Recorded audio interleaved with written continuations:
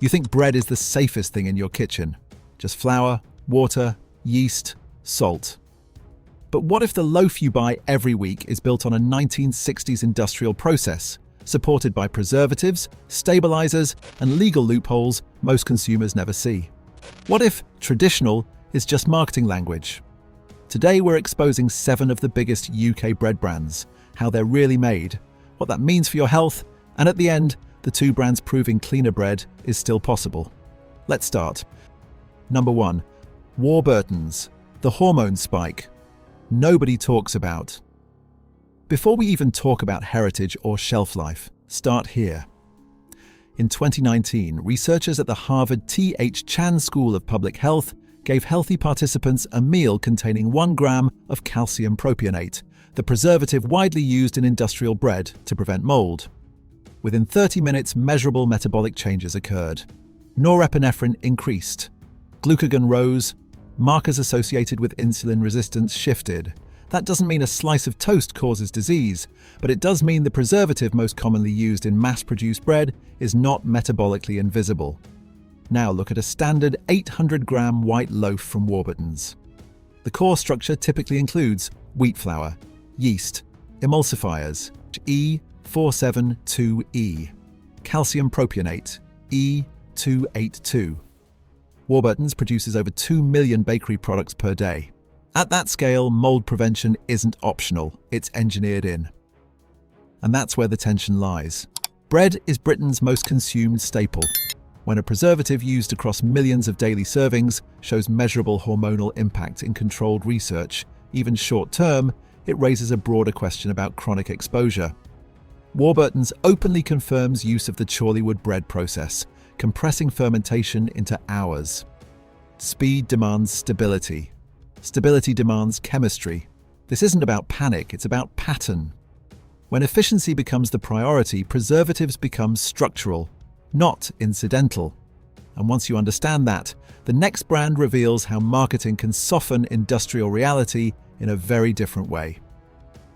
2. Hovis, when rustic becomes a legal definition. Let's start with language, not ingredients. Hovis leans heavily on words like traditional, rustic, and imagery rooted in 19th century Britain. The famous Cobbled Hill advert is practically embedded in the national memory. It doesn't feel industrial, it feels emotional. But here's the uncomfortable part. In recent years, complaints were brought to the Advertising Standards Authority about the use of traditional and similar descriptors in industrially produced bread. Regulators ultimately ruled that consumers understand large supermarket bread is mass-produced, even if marketed with heritage language. That ruling matters, because it establishes that rustic branding does not require rustic production. Turn the pack around and you'll often find a familiar base. Wheat flour, yeast, emulsifiers, calcium propionate. Hovis operates large-scale national bakeries. That scale relies on mechanized mixing, controlled fermentation windows, and preservative systems to maintain softness over several days. Nothing hidden, nothing illegal. But perception does heavy lifting. The front suggests slow craft. The back reflects industrial efficiency. And when regulators accept that heritage can coexist with chemical shelf stabilization, it reframes how we read packaging altogether. This isn't about one additive, it's about what the word traditional actually means in a modern supermarket. And once language becomes flexible, the next brand shows how visibility itself can become optional under food law. 3. Kingsmill, the ingredient you're not allowed to see. Forget what's on the label for a moment. The real question with Kingsmill isn't what's printed, it's what isn't. Under UK food regulations, certain substances used during baking are classified as processing aids. These include flour treatment enzymes, such as alpha amylase and hemicellulase. Because they're defined as part of the manufacturing process rather than the final product, they do not legally have to appear on the ingredient list. So when you read wheat flour, yeast, emulsifier, calcium propionate, you're seeing a partial picture. Kingsmill operates at national industrial scale. High-speed mechanical mixing, central to the Chorleywood bread process, places enormous stress on dough. Enzymes are commonly used across the industry to strengthen gluten and maintain volume under that pressure. Research published in Clinical and Experimental Allergy has shown that fungal alpha amylase can remain detectable after baking and is associated with allergic reactions in sensitized individuals. It's also a known cause of occupational bakers' asthma. Kingsmill is compliant with regulation, but regulation allows invisibility. Consumers assume ingredient panels are complete disclosures. In industrial baking, they are not always comprehensive descriptions of what shaped the dough. This isn't about hidden danger, it's about incomplete transparency. And once you realize part of the formulation can legally stay off the label, the next supermarket brand shows how visible upgrades don't necessarily mean deeper change beneath the surface. 4.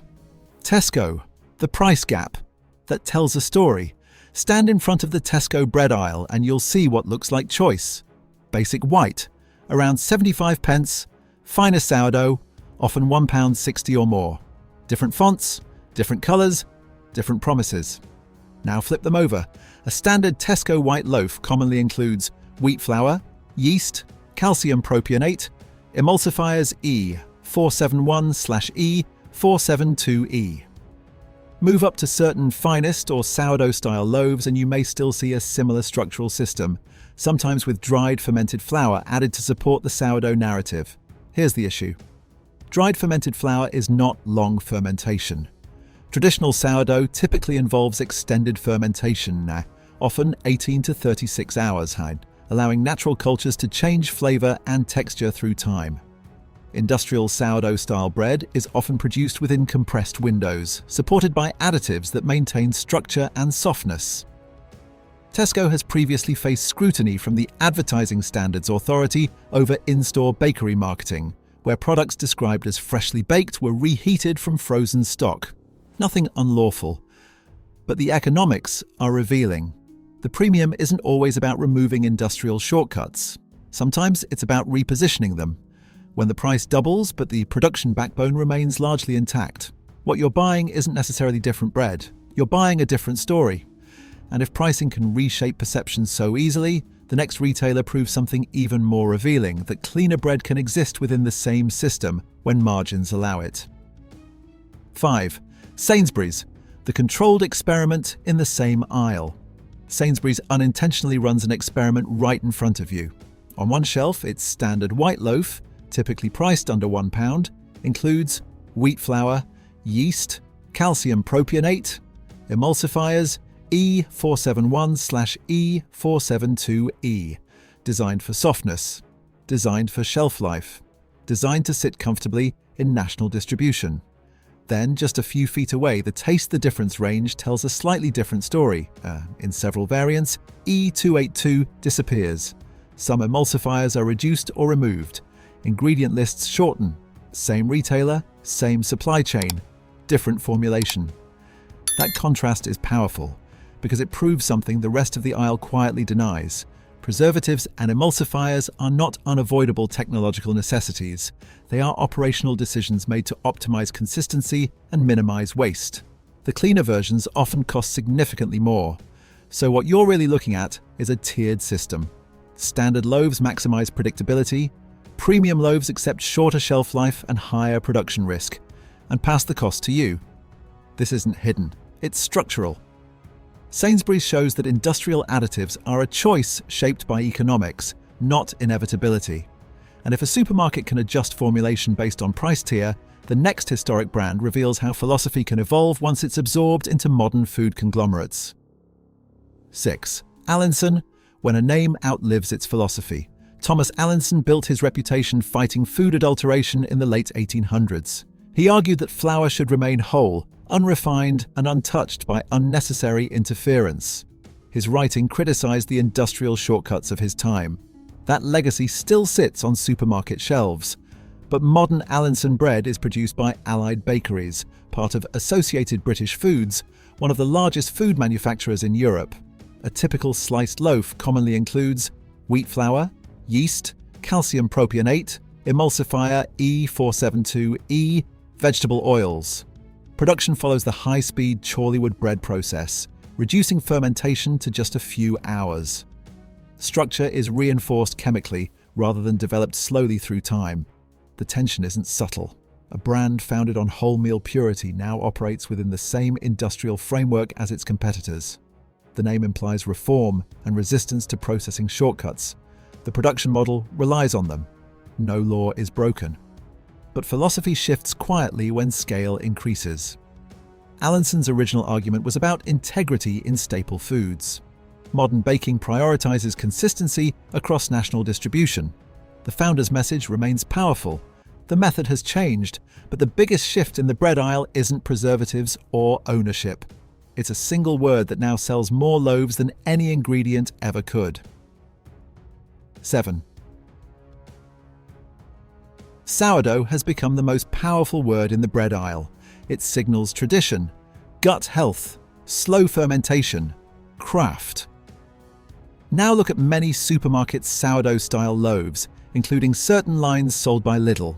You'll often find wheat flour, yeast, dried fermented wheat flour, or sourdough powder, emulsifiers, sometimes preservatives. And here's the actual critical distinction. True sourdough fermentation typically runs 18 to 36 hours using naturally occurring lactic acid bacteria and wild yeast. That extended fermentation lowers pH, develops organic acids, and begins breaking down certain carbohydrates and gluten structures. Industrial sourdough-style loaves often rely on baker's yeast for primary rise, with dried fermented flour added for flavor. Production can still operate within compressed timelines similar to standard industrial bread. The difference isn't aesthetic, it's biochemical. Studies examining fermentation show longer proofing can influence glycemic response and digestibility compared to rapidly produced yeast bread. When a loaf is labeled sourdough but priced and structured like industrial bread, consumers assume time was invested. Time is expensive. Speed is profitable. It's an industry-wide pattern. But when sourdough becomes a marketing category rather than a fermentation method, the word starts doing more work than the process itself. And once language stretches that far, it's worth asking, are you buying fermentation or just the idea of it? And once you see how fermentation time quietly defines the difference, the final step is understanding what bread looks like when time is put back into the process. What to buy instead, and why it's different. Now that you've seen the pattern, the solution isn't mysterious. It's slower. Real traditional bread typically contains just a handful of ingredients: flour, water, salt, natural sourdough culture. No preservative system, no structural emulsifiers, no shelf life insurance policy. The defining difference is time. Proper sourdough fermentation often runs 18 to 36 hours. During that period, naturally occurring lactic acid bacteria begin breaking down starches and modifying gluten structure. Organic acids develop. Texture changes. Flavor deepens. That time alters the bread's internal chemistry. In contrast, accelerated systems compress fermentation into a few hours. Yeast provides rapid rise. Mechanical mixing builds structure. Additives stabilize softness for days. When you choose slower bread, you're choosing a different biochemical pathway, not just a different aesthetic. Look for the word sourdough without added yeast, or listed separately. No E282, no E471/E472E. Short ingredient lists. Dense texture rather than ultra-soft uniform slices. Two widely available examples include Biona Organic Rye, Jason's Sourdough. Both rely on traditional fermentation and minimal formulation. They won't last a week on the counter. That's the point. Bread designed around fermentation behaves differently than bread designed around distribution. And once you taste the difference and read the label, it becomes hard to go back. So, that's it for today's Food Check UK. If you found this helpful, eye-opening, or just a little bit shocking, make sure you hit subscribe so you don't miss the next investigation. If you think more people need to see this, please consider sharing the video. It really helps spread the word. And if you've got thoughts on this topic or experiences of your own, leave a comment below. I'd really like to hear from you. We're here to break down the labels, expose the truth behind the marketing, and help you make informed choices every time you shop. Check out the next video on your screen now, and let's keep holding the food industry accountable together.